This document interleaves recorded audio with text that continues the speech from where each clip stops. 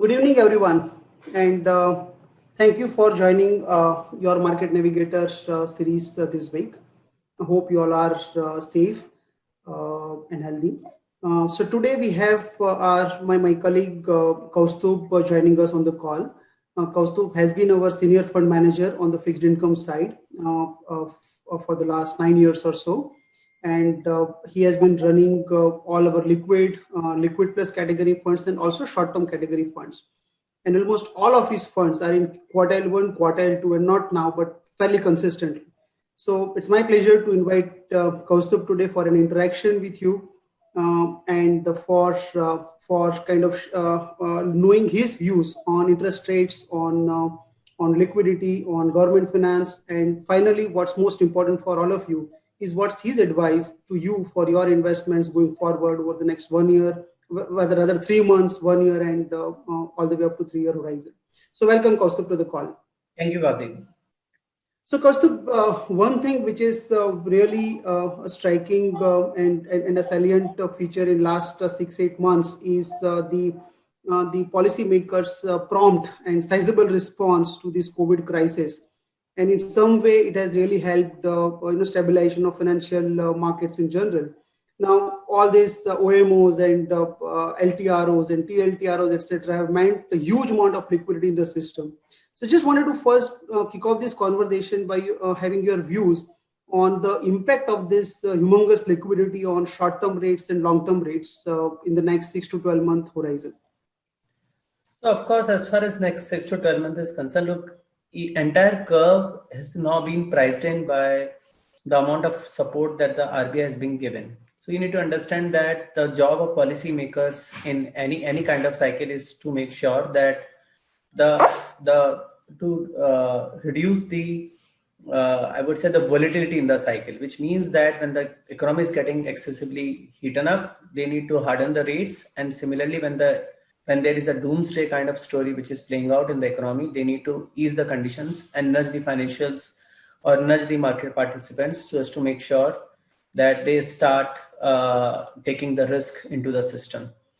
Now, post-COVID, of course, COVID was a trigger for a massive liquidity infusion. But even prior to COVID, we started easing our headline repo rates, because the inflation started coming down way below what the policymakers were comfortable with.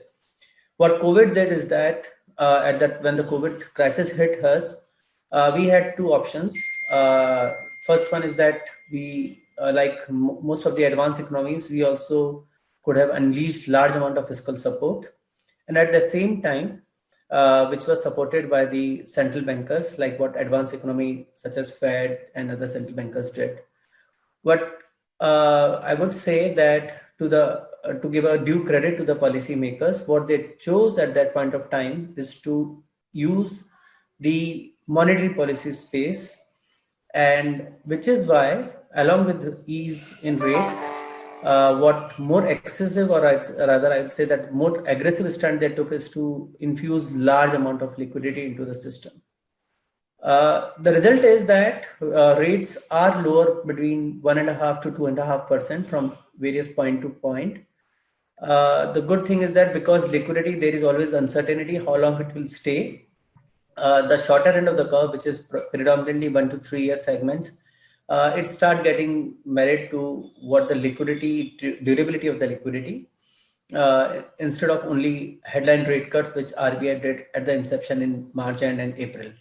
But the longer end of the rate curve, it didn't move to large extent, because of, I would say, there was lack of guidance, or there was lack of clarity how long this liquidity will stay in the system. And which is why the curves have become steep.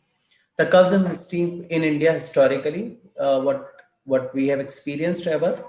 And the story is the same across all large economies, whether it's advanced economies, emerging market economies, everywhere the curves are steepest in our history.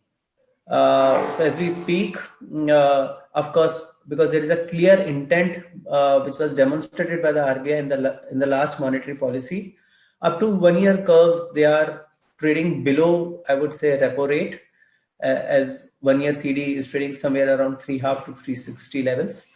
And beyond that, curves have started, I would say, which is why up to 1 year, the curves are little flat. And beyond 1 year, the steepness starts kicking in. So this is how the curves are. As markets get more clarity in terms of macroeconomic variables, the various points will react differently basis their assessment. Fair enough. So I completely agree that yield curve has steepened, and it has historically been steep, as you rightly kind of pointed out. But because most of our partners and investors would really want to know what happens in the, and I know there is no precedence to the kind of situation that we have seen, and even the policymakers' response. But what is the way forward? I mean, when the liquidity kind of gets is withdrawn even partially, and when the given that inflation has also just started going up, though marginally. I mean, it is not still out of control, and for some agri reasons or whatever, but it has gone up. And also the growth dynamics, the more, and at least our house view is that we will degrow, but we'll degrow by 6-7% compared to, for example, RBI's guidance of 9.5% negative growth and things like that. So given the growth view that we have and the inflation view that we have, what would be your guidance to our investors in next 6 to 12 months? So, Bhavdev, look, unlike the rate cycle, liquidity cycle, or I would say the quantum of liquidity once infused, it takes times, even if RBI decides to unwind the kind of liquidity that they have infused. To give you a historical perspective, historically, whenever RBI has decided to be in surplus mode, usually the surplus mode of liquidity has been defined as 1 to 2% of NDTL. As we speak, this number is that markets today are dealing is anywhere between 6 to 7% of NDTL. So that's the quantum of extra liquidity that RBI has given or chosen to give to the system to nudge the markets to start new credit cycle. Given that by and large market participants, they were in a big risk off mode in last 6 months. Now, with this kind of liquidity, on top of it, RBI in last policy, they I would say for the first time in the history of RBI, by walking on lines of probably ECBs and Fed, they try to give some bit of a guidance that they will maintain the accommodative stance not only into this financial year, but into the next financial year. Now, I'm assuming that into the next financial year is minimum of 3 months to 6 months, which means that at least June to September of next calendar year, that they will maintain this kind of stance. So assuming that they maintain these stance, even if RBI starts unwinding things, it will take them at least 2 to 3 years to unwind the excess portion, that is to move from 6 to 7% of NDTL to back to maybe 1 to 2%, which is what RBI has been historically guided markets, that is what they defined as a surplus liquidity horizon. And which is why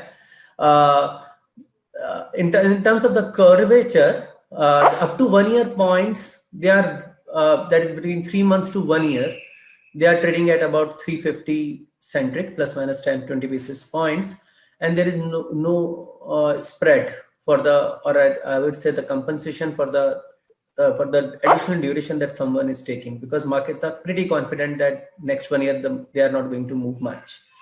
Beyond 1 year, the curves are steep. For example, 1 cross 2, the curves are about 30-40 basis points. 2 cross 3 curves are about 50 to 70 basis points, which means that what markets are pricing in today is that up to 3 year, or I would say that even if RBI starts unwinding maybe 1 year down the line, it will take them at least 2 years to unwind. And there will be, along with the liquidity play, there will be a rate, I would say, normalization play which will happen, which is somewhat departed than how the normal policy normalization happens. Usually in a historical context, when a central banker starts unwinding their accommodative policies, they first unwind liquidity and then they take rate handle to start normalizing things. But what markets are probably anticipating today is that 1 year down the line, it will be both legs will be used simultaneously because of extraordinary surplus or extraordinary accommodation that they have provided markets in last 6 to 9 months.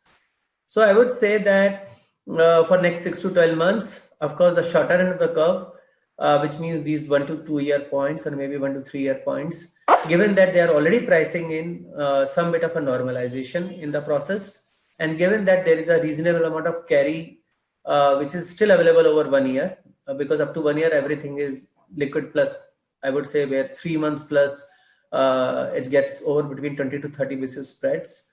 These parts of the curve, which is 1 to 2 year or 1 to 3 year, they are still from a risk adjusted basis, or I would say from a balance of risk basis, they are good points to invest into.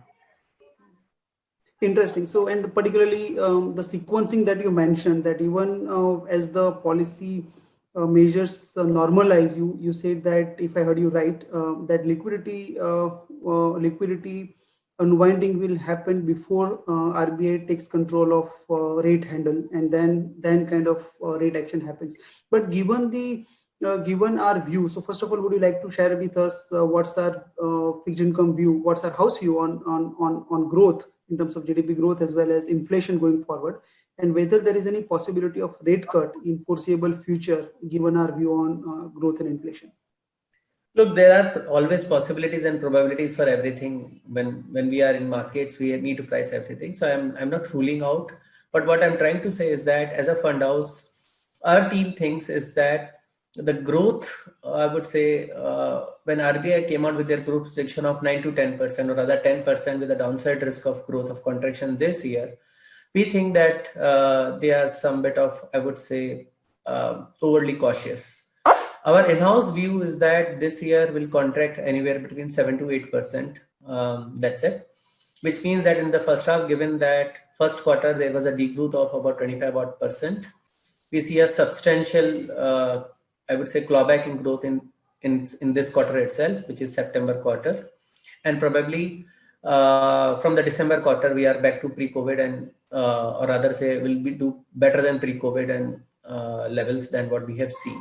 So this is somewhat different than, I would say, by and large what market participants think, because the consensus view of the market is between 8 to 12% of contraction, and we are, and what I'm trying to say is that we are between 7 to 8%. The reason is, of course, unlike a lot of European economies, I think the lockdown, which has, or the policy, or the activity normalization which is happening in the country is at a much faster level. We are in some bit of intelligent lockdowns now, and which is why, given that the first wave of ourself, the death and the recovery rate has been, I would say, best in the world. Even if the second wave hits, we should be relatively immune than what the experience that Europe or US is having currently. The second thing is that if you look on the high frequency data, which has come in month of August, September, and October, that's when the lockdowns were lifted. As we speak, most of the high frequency indicators, they are suggesting that we are already maybe 5 to 6% below the pre-COVID levels in month of September itself. And what the latest commentaries from the results are coming out, and whatever the limited sets of high frequency data which has come in October, they are indicating that most likely October we are at pre-COVID levels. So, so the incremental data is giving, I would say, some bit of a credence, or rather I would say some bit of a confidence to us that what we have been of the view that the growth contraction would be in the range of 7 to 8% only may turn out to be true. On the inflation front, of course, I would say that by and large we'll agree with what RBI has been projecting, or what their inflation targets are. So we don't have much of a difference with that. But given that what policymakers as of now, for them the important task their hand is to make sure that the growth revives, and which means that inflation has taken a backseat in their mindset. So just to give you a flavor, look, RBI has been accommodative, and they continue to remain accommodative on the backdrop that inflation has been above 6% handle for now about 10 to 12 months, 10 to 11 months in last 12 months, which means that unlike RBI target of 4 plus minus 2, somewhere softly we have ignored that, and the focus has shifted completely on growth. Given that the focus has shifted completely on the growth, the normalization of policy process, I would say that large part of decision making will happen how fast the growth recovery is happening. rather how long the inflation continues to remain wherever it is. Of course, it's elevated level. We don't see it continues to remain here. It's largely driven by, I would say, articles like foods and vegetables, which are at times they are seasonal and they are likely to come off. But policy normalization in this cycle will be driven by growth response or how the growth is coming back rather than how the inflation is behaving in short term, which is next 6 to 12 months. Kaustubh, as I hear you say, is that economic activities are back to 90% levels or 95% levels of pre-COVID. Government and finance, I mean RBI, both of them, in very unambiguous manner, have mentioned that growth is a priority over inflation at this point in time. But do you think that one can really completely, one should not completely worry at all about inflation, or you think that at least one should not lose sight of inflation any which ways because the potential impact that it could have? And one of some little bit of philosophical maybe, but one larger argument that I have had come across, very interesting one, is that because of the protectionism and the deglobalization, even that in some ways inflationary in nature. So do you think that, would you advise investors and our partners to really not worry about inflation? Growth is coming back, is better than most of the people, is likely to be better than most of the people's expectation. And therefore just focus on growth. That's what RBI is focused on. That's what government is focused on. And inflation is very much under control, and not to worry on this. So what would be your message to? No, I'm just trying to bring some bit of a qualitative argument within this. My argument are as follows on this point. The first thing is that as of now, for policymakers, the growth is more important variable than inflation. The second point is that as far as the inflation is concerned, of course, inflation is way above and it is handling or it's touching 7% numbers now. But large part of this inflation is driven by food, where practically RBI doesn't have any control upon. And it may be because of supply side constraint, maybe because of labor disbursements. It may be because that we didn't expect that the growth will come back so fast. The numbers are like this. Statistically, we think that in these inflation numbers will settle somewhere about 5% over next 3 to 6 months down the line. So of course, 7% numbers may not, they look scary given that the RBI mandate is 4 plus minus 2, but numbers will settle somewhere around 5% instead of, I would say, sub 4% or around 4%, which is what RBI target is. So for now, I would say one need to be vigilant, but one need to not worry much, because that was I would say the policymakers, they are in mood to give more credence to growth rather than inflation right away. Then there is a fundamental argument that when RBI should start getting worried, I would say that they will start getting worried if core inflation starts inching up at the run rate where the headline inflation are. So when we look at these numbers, currently the core inflation rate is more like 4.5 to 4.75. And RBI is okay to let it misbehave in this range of 5% centric numbers. And we don't find any reason why these numbers will go up significantly higher, given that the commodity complex is, I would say, that they are aligned with us. And the commodity prices, especially crudes, they are still at relatively lower level. So when you are making an investment decision for 6 to 12 months, from a, I would say, orthodox policy framework perspective, one would think that RBI should start hiking rates when inflation is at 7% and your policy rate is at 3/4 or 3.5, operative rate is at 3/4 and policy rate is at 3.75. But for now, given the guidance from policymakers, inflation has been on the back seat and growth is on a front seat. That's the priority.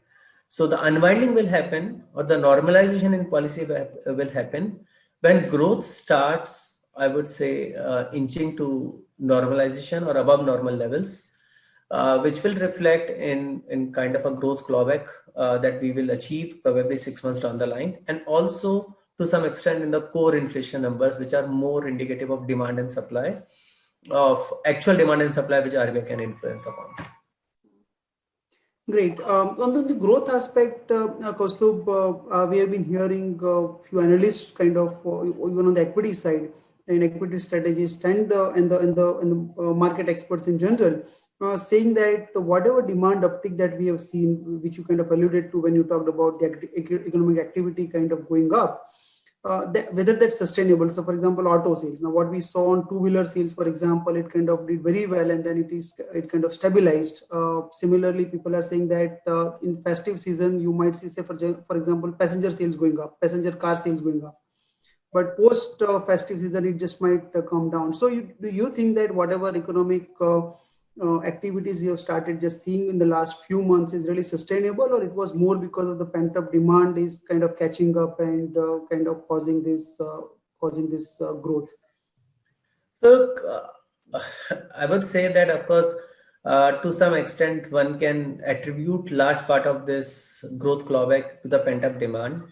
But given that our per capita GDP and per capita income is too low, given that the leverage at a household level is not significantly high, and given that this clawback has happened on the backdrop when was absolutely none fiscal support whatsoever which was available to the country, I think this clawback has surprised by and large everyone. So that's why I would not say that the large portion of this clawback is attributable only to the pent-up demand. The second thing that when you look upon is that when you're looking at the incremental commentaries from the company, when you're looking at incremental high frequency data which is come in October, they are still indicating that the growth is sustaining, or the economic activity level is sustaining, and they are not dipping back than what we have experienced in month of September. And which is why I would say that in terms of probability, I would say it is more than even chance that this growth clawback has legs, and it is not only basis the pent-up demand. Most important thing is that when I'm talking of a fiscal front, look, till September of 2020, the government spending year on year is grown 0%. The budgeted number, I would say, was closer to about 10%, which means that even if government decides not to have any stimulus and they just decide to spend whatever they have budgeted in month of February, the incremental, I would say, the spending run rate for next 6 months will be 25% higher year on year, and which is an exceptional number. Last 10 years, government spending has grown just at the rate of 7 to 8%. So not what we are talking about is just to meet the budgeted targets, government will spend 25% year on year over next 6 months. So when government was not spending, when by and large corporates were in some bit of a cautious mode, when by and large households were in the cautious mode, in this backdrop, I would say the clawback is already at a pre-COVID levels. Now, over next 6 months, government, I think that they will step on in accelerating their pace of spending. The corporates which were cautious, I think once they experience that they have seen in last 40-45 days, they will start normalizing the economic activity. The general experience of household is that now, at least in India up till now, we have to see how things pan out in winter. But now the thing is that people have started probably accepting this as a part of life, that okay, corona is there, but they have started moving out. So it is unlikely that as this pent-up demand recedes, we will see a meaningful slowdown in economic activity. Okay. So wonderful, I think. Sorry. So that's a broad thesis that we are working off as of now. But of course, as the data evolves, we have to see how things happens. But that's why I would say there is 2 in 3 chance that this growth has its own legs, and we are at the start of a new cycle in terms of spending, in terms of capex, in terms of government support, in terms of corporates starting to normalize things. So it may turn out to be a new cycle for this country, which has been missing post 2008. Okay, no, that's very encouraging and quite a positive set of views that you shared. But this 25%, just as a follow-up question, this 25% year-on-year growth that one is expecting in next 6 months from government finance.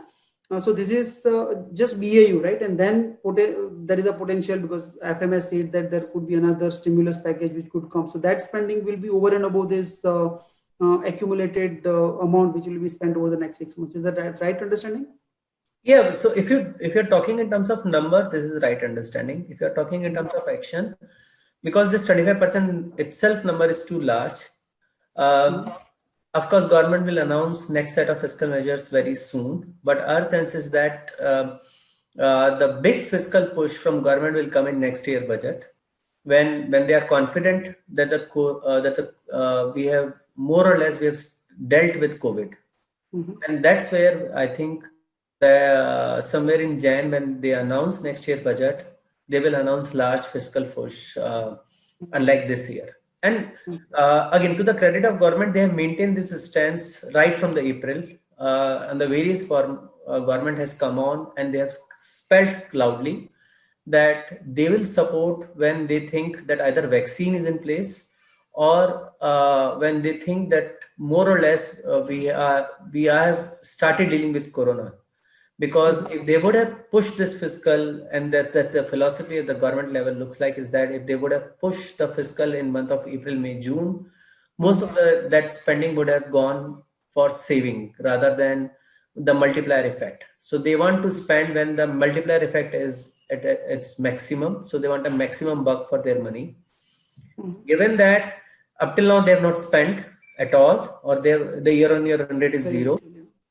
Now they have wallets to spend larger sum, and given that there is consensus fiscal push by policymakers, and it's not locally, it's globally everywhere. So if you read yesterday, IMF came out with a statement where clearly Geeta Gopinathan, she urged all countries for the fiscal support. Fed is pushing for the fiscal support, ECB is pushing for the fiscal support.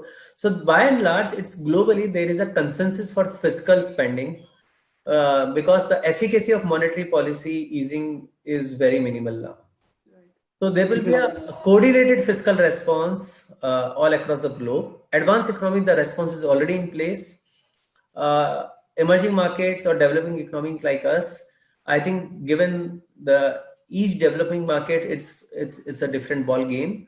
So they will use this fiscal space opportunistically, and India has chosen this space to use when they feel that the spending will have a maximum multiplier effect. Because isn't it counterintuitive that there is a consensus that there has to be a fiscal stimulus all across, as you rightly mentioned. IMF is, for example, making a very strong point for us to do this. But isn't it counterintuitive that government has postponed its spending rather than preponing it? In fact, next year's money should have been spent this year rather than postponing the spending, of the first 2 quarters into subsequent 2 quarters, and potentially the next year's first couple of quarters. So isn't it counterintuitive? How does a lay investor like me, for example, work with this? So, Bharti, you are right to some extent that it's counterintuitive, because ideally the policymakers should do a counter-cyclical measures so as to make sure that the cycle or economic cycles, they don't have big volatility in terms of growth and inflation. But the point is that what RBI, or rather what government has chosen to do, is that they have chosen to spend in the rural areas where the impact of corona was limited, and which is why, as the rural ministry is concerned, their spending is up 27%.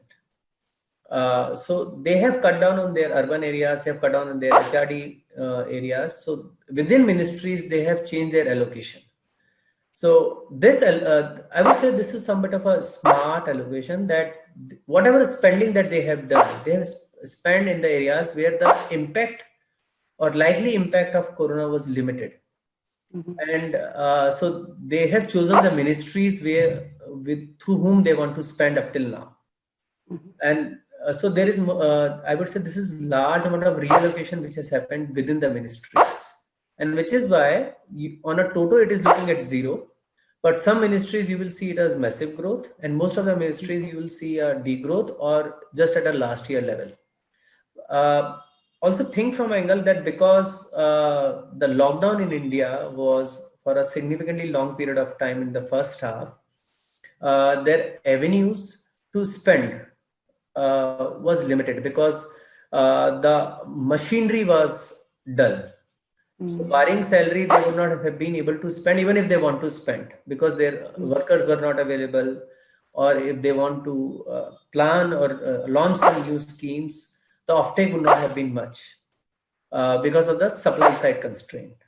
As things have started normalizing, which is what we think that they was already normalized by and large, the spending in other ministries will also start normalizing, and which is why it will create a multiplier effect. Got it. So it was, I would say that it was some kind of a risk that they took, that rather than spending when everything was in lockdown, and the multiplier effect could have been somewhat limited, which is what most of the advanced economies did. They chose to do this, they chose to utilize this fiscal space when the multiplier effect would be significantly higher. So that's why I'm saying that they have chosen their cards selectively, and I would say intelligently. We think as a fund house that it's high time that the government starts using its fiscal space now. Up till now, they have more or less, they have, I would say, disappointed us and markets by and large. But given that they have space, and given that there is a coordinated fiscal, I would say, response which is coming globally, given that RBI itself have argued that India should do some bit of a fiscal spending, it's a matter of time, and it's not matter of, I would say it's a matter of when and not whether. So whether it will happen in next 3 months or it will happen in next fiscal year, that's the question I think the policymakers at a central government level, they must be arguing right away. Our sense is that they will announce few new measures very shortly, but large part of the fiscal actual spending will happen in the next calendar year.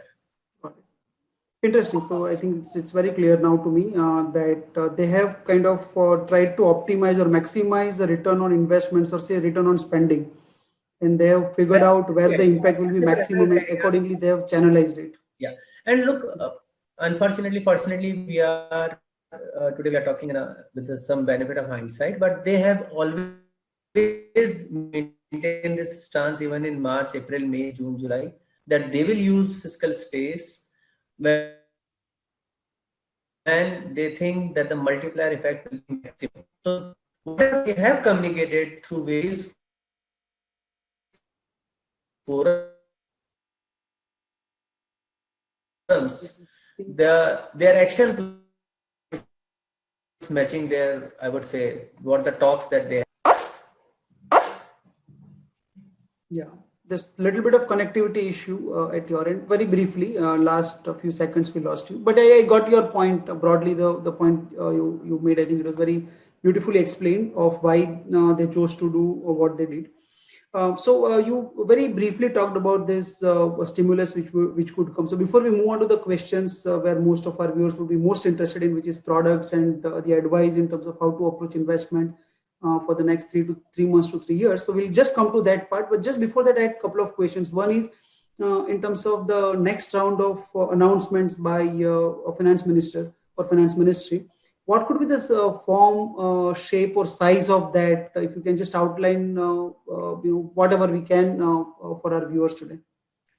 So look, if we go by what the philosophy that they have communicated in the last 6 months, they want to spend this money more on the addressing the supply side constraint rather than giving money directly in terms of doles out or in terms of direct cash transfers. So I would say that there will be some bit of a cash transfer which will happen to a lower strata of the economy, but a significantly large portion of whatever they want to spend incrementally, it will happen, which will create, I would say, kind of a supply response, which will create capacities for the country. And which is why our view is that they will spend a lot more on infrastructure, they will spend a lot more on the recapitalizing banks, they will spend a lot more on giving guarantees, and so as to make sure the credit cycle picks up. So these are the few things that they will do. Most of this government is very clear is that they want to make sure that we have a stable economic conditions, in a sense that it doesn't become inflationary because of government spending, and which is why a very small portion will be given directly in terms of wage incentives, in terms of direct transfers. Mostly it will be supply creation kind of expenditures that they will be doing. And I think you just spoke about it in your previous answer or previous kind of remarks as well, that they want to make sure that the multiplier is maximum for whatever buck they spend or they commit to for economic activity. You also talked about this credit growth part, Kaustubh, and that's another factor which everyone is really very keenly watching, I'm sure, and that is the credit growth. So while we have started seeing some bit of credit growth here and there during maybe festival season or because of the pent up thing, etc. But how does one see, because the credit guarantee scheme, for example, that 3 lakh crore and those things, they have really not improved the prospects or at least the credit growth in general. So, what do you think is the outlook? What is your views about the outlook in terms of credit growth as well as deposit growth? Because the deposit growth by far has been outpacing the credit growth. So, do you see credit in general pick up over the next few months? Because whatever government has done so far hasn't really helped. It seems. I mean, as a lay investor, I'm just making a point. Correct me if I'm wrong. In your views. So, look, so there are two parts to your question. I'll first take second part, which is whatever government is doing, it is not being reflected in the credit thing. Look, up till now, whatever RBI and government have announced to support the credit growth, it has largely grown to the sectors which are stressed or where there are funding issues or where there are ALM issues or where the refinancing is becoming an issue. So they have addressed those kind of sectors. Now, when you spend money on these kind of sectors, generally, most of the money is used to mend their balance sheets, mend their ALMs, and I would say largely it's saved rather than using for on lending or further credit. So the credit multiplier for these kind of activities is very limited, and which is why you are not seeing much of a credit growth as we speak. Okay. From a deposit perspective, large part of again deposit growth is on account of M0. 6 to 7 lakh odd crore of extra money has been created by RBI, and which is sitting in form of, I would say, RBI is created in form of M0, and it is sitting with banks because money doesn't evaporate. So it is sitting with the banks in form of, I would say, deposits. So by RBI. Now to the third part, which is our view on the credit growth. The credit growth is catching up. If you look till September, the credit growth was hovering around 5% 5 to 5.1. In month of October, it has inched to about 5.7 to 5.8. Now, when you look at these credit growth, there are flow aspect and there is a stock aspect, because there is already a large stock of credit which is available. Now, when you look through these numbers, taking into account that during this period, in first half, economy degrew by about 25 odd percent, and in second half, probably economy degrew by about 5 to 7 odd percent. So, which means that the average degrowth in first half in terms of economic activity was anywhere between 14 to 15%. So, on a 14 to 15% of degrowth economic activity, there is a credit pickup at a rate of 5 to 6%. So these are not bad numbers. Look, historically, our credit numbers, they have very closely, they have tracked our nominal GDP growth. Now, during this period, nominal GDP has degrew by about 10 odd percent. On a 10 odd percent degrowth, we are seeing a 5% of credit growth. So these are I would say that, of course, one would argue that given the kind of accommodative stance, given the kind of abundant liquidity, given the kind of very easy or very ultra low rates than what we've ever experienced in our history, and with the visibility that the rates will remain low, ideally there should be a credit boom in the country. And so this number of growth of 5%, 6% looks very abysmally low. But when you look at a backdrop that during this period, the nominal GDP growth was in a contraction mode, these numbers, and for a good 3-month period, the country was locked.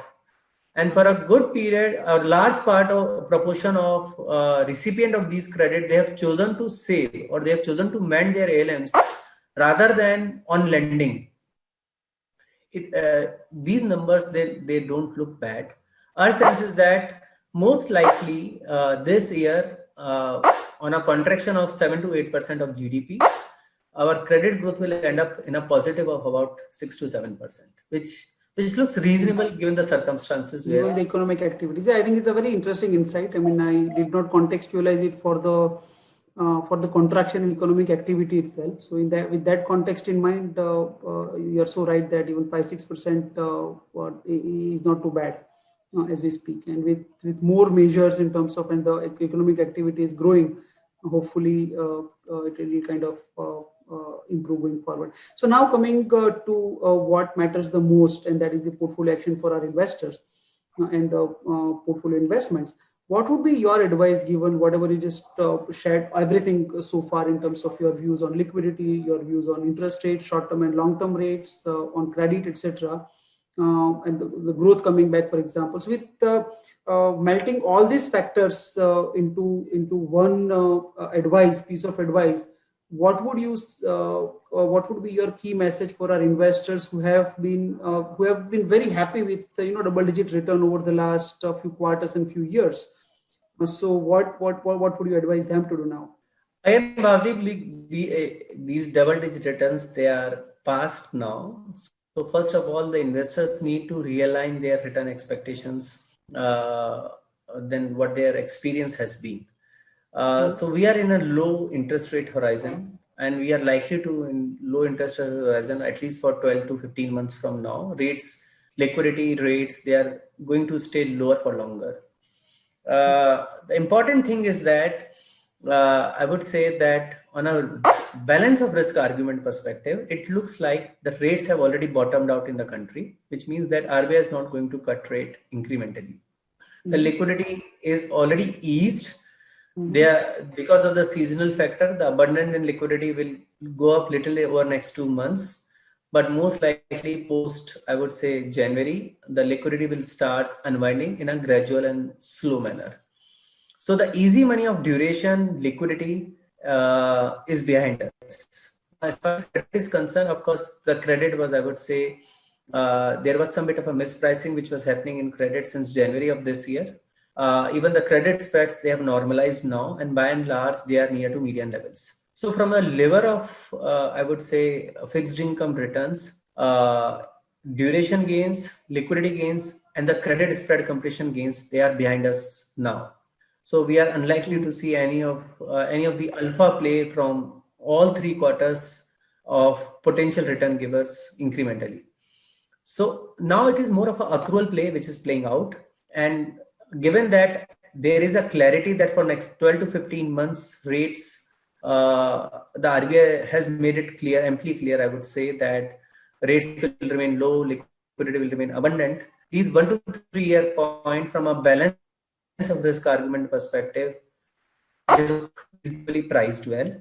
But you need to understand that these 1 to 3 year, even AAAs, they are now more like accrual returns products incrementally. So from an investment perspective, if you have a horizon of 3 months or like, I think investors should look the low duration kind of category, where still, given that they have a flexibility to run duration of about 1 year, there is, and if you have a horizon of 1 year, then corporate bond fund and banking PSU fund as a category, they make sense.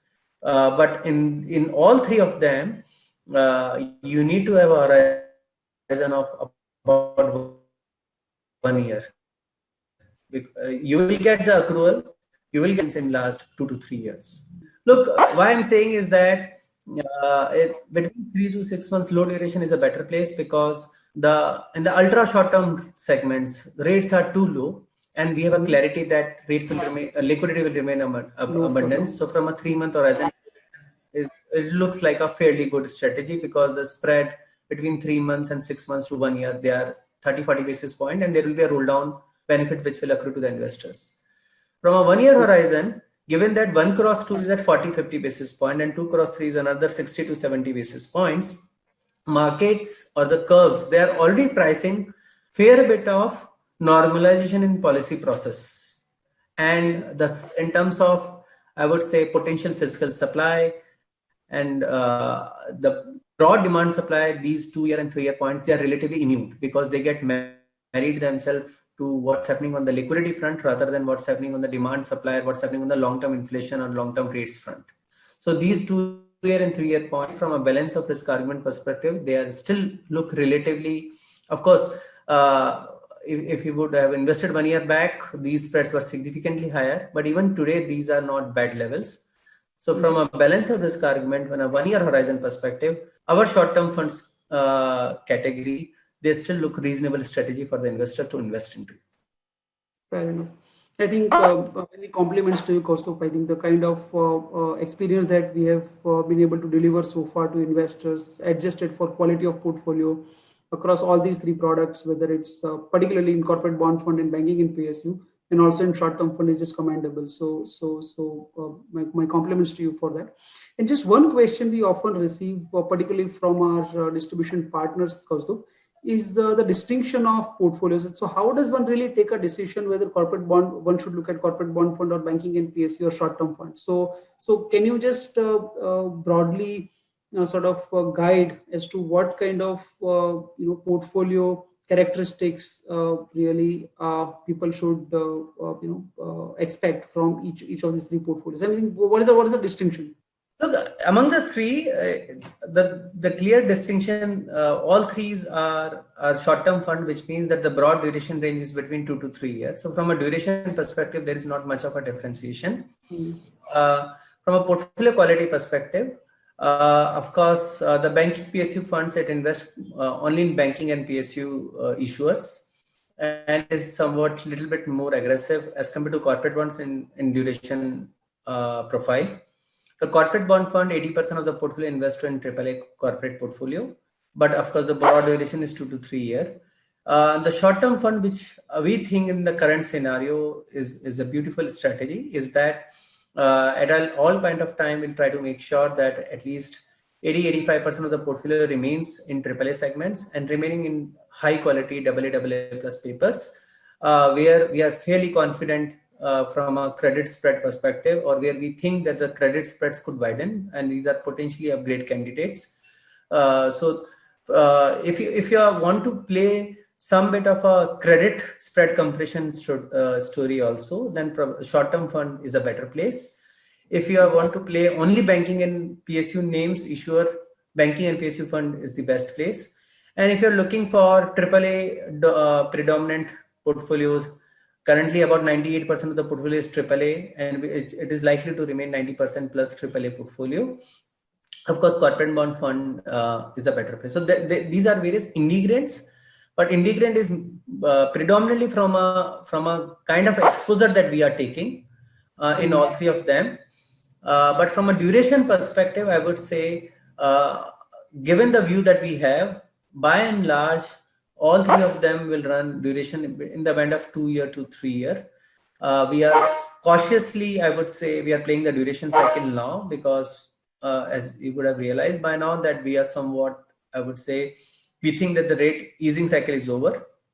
So it's all accrual play, but the vehicle of accrual, whether it has to be banking and PSU papers, whether it has to be AAA corporate papers, or whether it has to be a mix of AAA and a good quality spread compression, potential spread compression papers, basis that you need to decide the vehicle that you want to ride upon. Taking all kind of parameters into. Fair enough, Kaustubh. So again, within for 1 to 3 year, for investment horizon of over 1 year, you suggest that short-term fund is the best place category amongst all these three, while all the remaining two products have kind of delivered as well and are very sound in terms of their portfolio characteristics as well. But given the YTM and the other factors that you just talked about, short-term fund makes more sense for more than 1 year, and for less than 1 year, of 3 months to 1 year, low duration makes more sense. Great. So, Kaustubh, we have a few questions from our viewers as well. So, particularly after this credit crisis issue in April, I'm sure a lot of investors and partners are perturbed, and the way they look at investing in fixed income has been under review for them. So Mr. Rajendra Tanwar is asking, what are the chances of Franklin type of scene being played in debt schemes of other MF houses? how to avoid this. So very briefly, I mean, your take on that. Look, the proof is in the pudding, I think. If you look at the portfolio quality of the mutual funds today, or even most of the mutual funds at that point of time, and the portfolio composition in the various schemes, you will realize that there was a vast difference between how the Templeton portfolio was constructed, or I would say was placed in month of March, April, or in month of Feb and March, and how other fund houses. Even at that point of time, for example, I think more or less most of the fund houses, the AAA component was in the range of 90 to 95. We were in the range of 94, if you remember, Bhavdeep. Unlike that, Franklin Templeton, 65 to 70% of the portfolio was in a non-AAA paper. So there is fair bit of a illiquidity which was sitting into the portfolios. The second thing is that in Feb and March, there was a kind of an exceptional event which happened in form of COVID, and which leads to uncertainty in terms of flows and in terms of markets, and the markets were in the state of freeze states even for AAA papers. So there was from a liquidity, A, their portfolio itself was illiquid, and B, the markets were becoming, I would say, at margin, they were in a freeze state of mind. The third thing is that from a policy perspective, I would say in run up to the COVID, RBI and government, they were of the view that which is more of a capitalist in the nature, that market forces will define who should survive and what should be the demand and supply. As of now, I think the policymakers have also realized, after the experience of Yes Bank and Templeton and a couple of other names on the cooperative bank side, that financial markets is closely linked to the economy. So they need to little bit of a handhold and more things, I would say, in terms of the regulation perspective, they need to be taken care of. So this is more from a philosophical argument perspective. Now, from a factual argument perspective, post Templeton, SEBI itself has tightened lot many rules in terms of liquidity, in terms of portfolio construction, in terms of kind of ALM that we can run, in terms of the practice that the sub fund houses may be following. So these are the changes incrementally that has been enforced by the regulator to the various fund house. Then there is a third layer, which is, as a fund house, what themselves they have done. I think the fund house themselves, because by and large, the fund managers, they are good set of good intent people, they would have realized, and there are a lot of incremental checks and balances which has come in last 1 year, post the experience that we have seen in last 2.5 years. So fund out themselves, they are getting, I would say,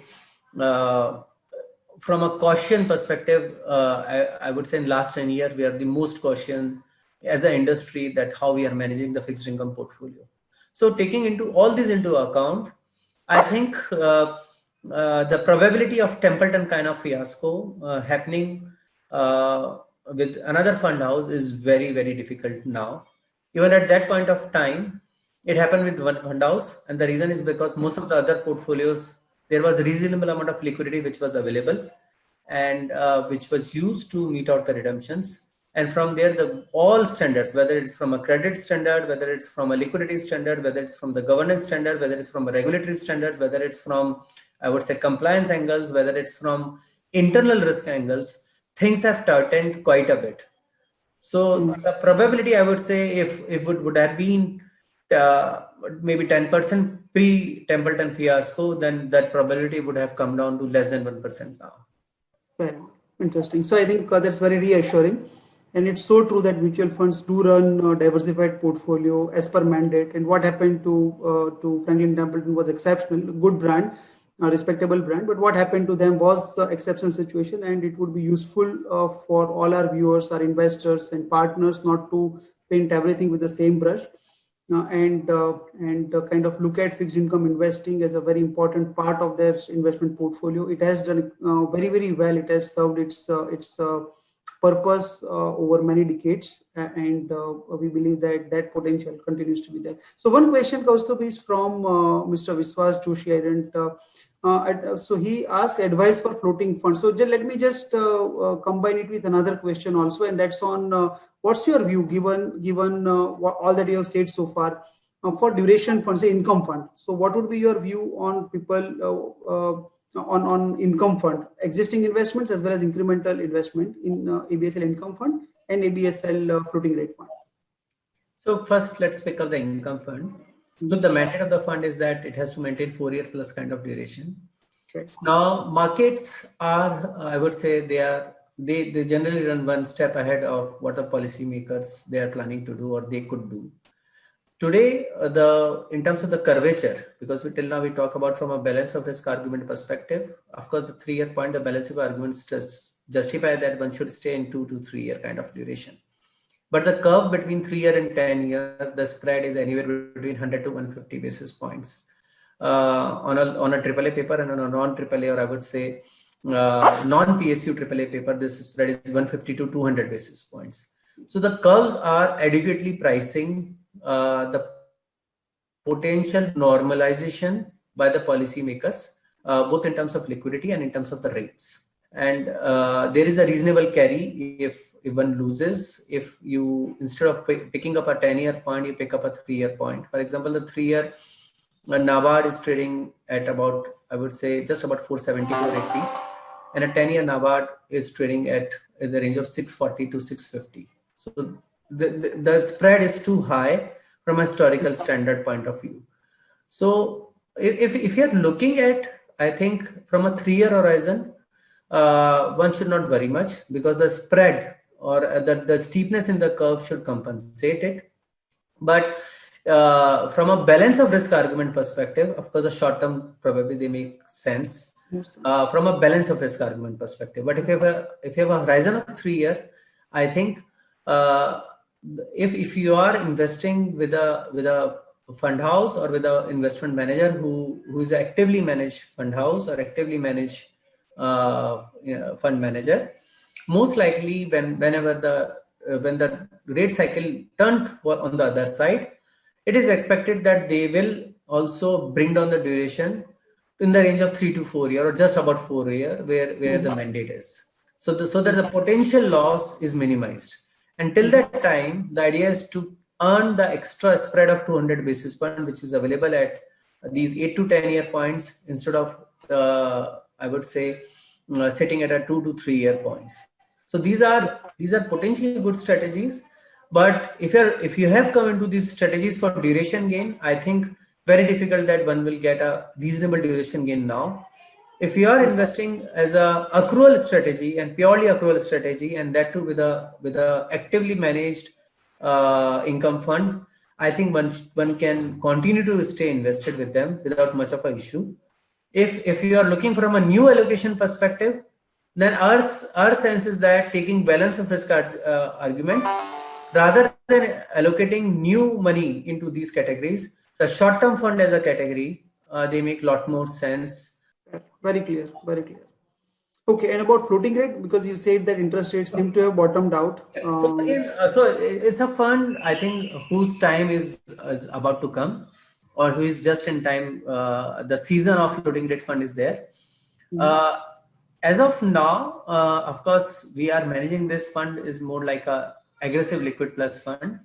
And when I'm saying that, why I'm saying that aggressive liquid plus fund or aggressive low duration fund is that because the duration is just about 1 to 1.2 year, and just slightly above where the low duration fund duration is. As of now, there are, in terms of a percentage of floating rate instruments, there are instruments, but it is being hedged artificially. Which means that you are not getting impacted much when the rates are coming off. Now, maybe 6 months down the line, once we are clear in terms of timing that RBI starts unwinding rates or they start the normalization process, there is a very, very significant amount of insurance which is there in these funds, because large portion of these funds, they do invest in the floating rate papers. Which saves you, I would say, first they saves you from the potential loss when the rate easing cycle unwinds, and at the same time, because of the I would say higher frequency of rate reset inherent in these kind of papers, the potential reinvestment is much faster in these category of papers as compared to a fixed rate paper. So maybe I would say that in next 3 to 6 months time, because we have started increasing allocation to pure floaters in these funds, and we have started unwinding duration already. As rate cycle normalize, these category of funds, they will give you experience, I would say, of maybe Lower volatility maybe? yeah, much better than what a normal aggressive liquid plus fund will give, because of inherent ability to reset them faster in wake of new reality of policy making, which will happen sometime in next year. Fair enough. Very interesting. So last question, Kaustubh. I know we are just overshooting time, but I can't lose this opportunity to ask you this question. So in 2017, I remember Manish and you kind of argued that given the inflation targeting, which is a one big move by RBI. Post which, if I'm not mistaken, he mentioned that 8% is going to be the next high in terms of 10-year GSEC. So we are coming from in the previous bear market in fixed income rate, it was 9% plus. Then he said that it won't go beyond 8% mostly, particularly because of this part and the structural view on inflation and things like that. And actually, it kind of came back from eight quarter or so. I think that was the peak, and then we came back. So what do you see is a broader range? I know I don't want to kind of ask you specific point-based question in terms of what's your outlook, but in terms of 10-year GSEC, what is the maximum downside one could look at from 580, 90 close to 590 that we are seeing right now? So what is the maximum downside, 6.5, 7, 7.5 kind of thing, or 8% continues to be the case even now? And also in terms of the bullish market or the interest rates going down, what is that range? Can you just outline the broad range for our viewers with a bit longer horizon? So we are not asking you for pointing a finger to one particular point in next 6 months. Look, again, because if your question is pertaining to next 6 months, then the range is very short. I would say on the downside, the broad range is what we believe is it's difficult for GSEC to sustain below 575, and on a higher side it is difficult given that there is a enormous amount of RBI hands is there to make sure that the rate doesn't fly away, because they want to make sure that the growth continues to remain supportive. It's difficult to breach 615 to 6 quarter on the higher side over next 6 months either ways. Again, look, I would say we were lucky to call 8% as a top. Of course, a large part of it is because of basic philosophical understanding that we try to evolve as a team. But look, we are working in a low interest rate environment globally and locally. So from a rate perspective, we think that rates are likely to remain on the lower end, or they will likely to remain low for longer. And I'm saying low for longer, maybe next 2 to 3 years, they're likely to remain low and stable, because that's what the central banker across, they're trying to make sure that the rates remain low and stable. And which is why this range of 575 to 6 quarter is the range that I'm trying to get. But we have to see how things evolve if policymakers, or rather I would say there is a coordinated fiscal response which starts kicking in both at an advanced economy level and at a developing market or emerging markets economy level. As of now, it looks like that given that the commodity complex, they are on the lower end, especially crude, because if you ignore crude, then most of the ferrous and non-ferrous members, they are metals, they are in 2-year and 3-year, maybe some of them are at a 5-year high. And crude is what determined. Now, when we called for an 8% kind of peak, there were, if you remember, there were 3 broad recipes behind it. The first one is that what drive inflation is A, energy demand or energy prices, B, real estate or land prices, and C, the fiscal response, or I would say what the government is trying to do in terms of the TOT adjustment, whether it's in pro-inflation or it is against inflation. In 2017, because we have just, we were still in inflation framework, I think we were clear that the government is unlikely to do any kind of fiscal spurge. We call it a crude at around 90 to 100 levels at a peak, both in terms of demand and supply shock. And real estate prices, we are confident that the real estate industry per se locally is in a very bad shape. And so real estate prices, they will remain lower for longer. In fact, they were correct. So that was the view, broad three view that we were having at that point of time. And that's why we were saying that inflation in India will settle in the range of 4 to 5%. If you remember at that time. Yeah, absolutely. Now, as we speak, I think commodity prices more or less it still looks that it will remain benevolent for India, even if crude goes back to 60 to 70, given that by the time the economy would double from 2017 point in 2022, we will be more or less will be double of that economy. So 60 to 70 crude, even in 2022 will not hurt us. So the energy prices still supports lower inflation level. Real estate prices, they have come off. Somewhere it is a price correction. Most of the places it's already a time correction. As of now, it doesn't look that real estate prices, they will go meaningfully higher. But given that the rate of interest are low, I would say, and a lot of marginal players across cities, they have been, I would say, they have vanished in last 2.5 to 3 years. At least real estate prices, there will be some bit of an uptick, but they are unlikely again to be inflationary incrementally, given that now the new normal is that I'm working from Jaipur and we don't need a low inflation call, which was fiscal or government clear, I would say. Okay, so the third important, I would say, thing was that government is unlikely to support of inflation. I think governments of the world, they are now trying to bring inflationary forces at margin. So the third TOT adjustment at margin is now shifting in the favor of capitalists instead of savers. So there is some bit of a change now, and which is why probably the new inflation setting could happen at a little bit higher than at 4%. So that's the only change, and which is why our argument is that incrementally it may happen that rates could reset higher, but of course we don't see in next 6 to 12 months significantly higher than 6.5. Maybe 2 year and 3 year down the line, we could be touching at a higher level of probably 7%, but it's too early to comment on to it. Okay. Thank you, KG. Kaustubh, can you just switch on your video? I just want to say goodbye to you and thank you for. It was always it's always pleasure to talk to you, and I think we covered a lot of points today in just 1 hour's time. Of course, given more time, I would have liked like real estate and particularly real rates, etc. But maybe in the subsequent conversation, we'll cover some of the other points. So thank you everyone for joining us on this call, and hope you found some answers, some value in terms of what you need to do or what you could potentially do with your fixed income investments, existing as well as potential.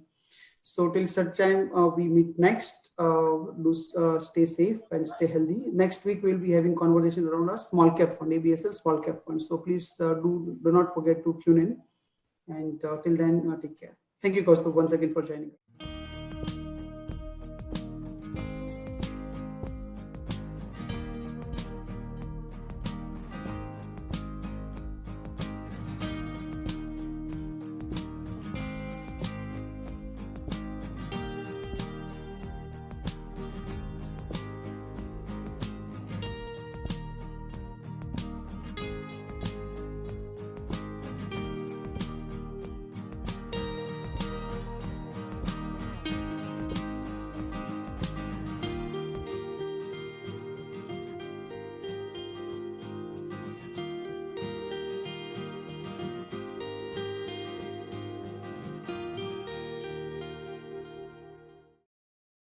Mutual fund investments are subject to market risks. Read all scheme-related documents carefully.